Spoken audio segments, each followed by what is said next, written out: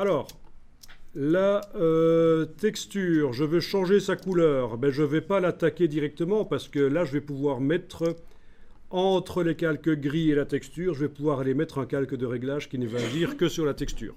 Donc, je clique sur le calque de la texture. Je vais dans le menu filtre. Non, excusez-moi, parce que je pensais encore à autre chose. Menu calque, nouveau calque de réglage de type teinte saturation ou de type mélangeur de couches, ça peut être bien aussi. Ça, c'est du transfert d'informations d'une couche à l'autre. Ça permet de conserver le détail mais changer la couleur. Calque, nouveau calque de réglage, mélangeur de couches, si vous voulez.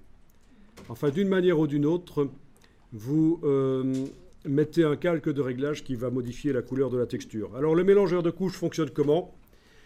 Vous avez la couche rouge qui est composée de 100% de rouge, 0 de vert, 0 de bleu. La couche verte, c'est 100% de vert, 0 de rouge, 0 de bleu. Enfin, vous avez compris le principe.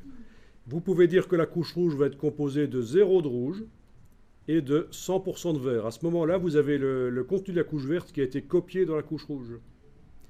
Et si vous allez sur la couche verte et que vous dites qu'elle est composée de 0 de vert et de 100 de rouge, vous avez inversé le contenu des couches rouges et vertes. Ça, c'est un système intéressant. Le mélangeur de couches, quand on veut obtenir des ambiances psychédéliques, ça peut être très sympa. Donc, c'est un peu empirique ici, mais sur des photos de paysages, ça peut donner vraiment des ambiances tout à fait psychées intéressantes.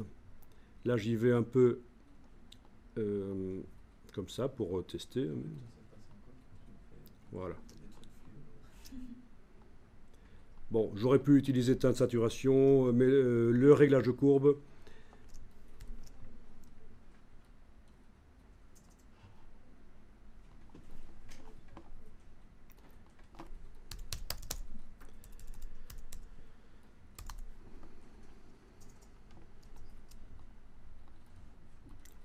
Je vais juste charger une image d'un désert pour vous montrer ça sur un désert. Vous pouvez tester aussi si vous voulez.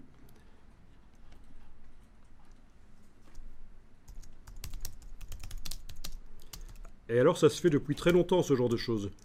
Il suffit que l'imprimeur qui imprime en couleur fasse expressément l'erreur d'inverser deux encres. Eh bien, il obtient une image un peu psyché.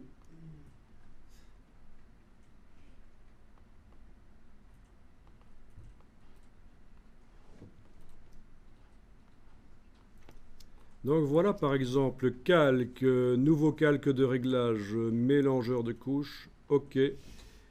Et couche rouge, 0% de rouge, 100% de vert. Couche verte, 0 de vert et 100% de rouge. Voilà. Couche bleue, 0 de bleu, 100% de vert. Enfin, vous voyez, vous testez quoi. Un peu infrarouge comme ambiance. Avant le mélangeur de couches, on pouvait faire ça aussi dans Photoshop en faisant du copier-coller d'une image à l'autre. On prenait deux fois la même image et on faisait du copier-coller de couches d'une image à l'autre. Et on n'est pas obligé de faire 100%, bien sûr, vous pouvez doser.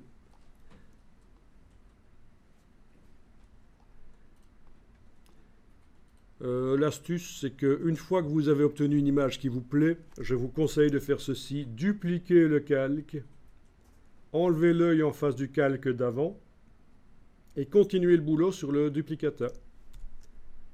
Donc c'est dupliquer le calque et continuer le boulot sur le duplicata en ayant le premier calque, l'original, là, pas affiché évidemment.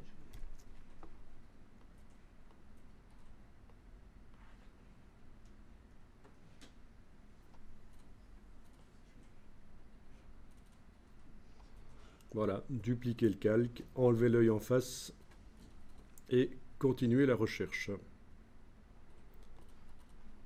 Voilà, j'ai trois versions. Donc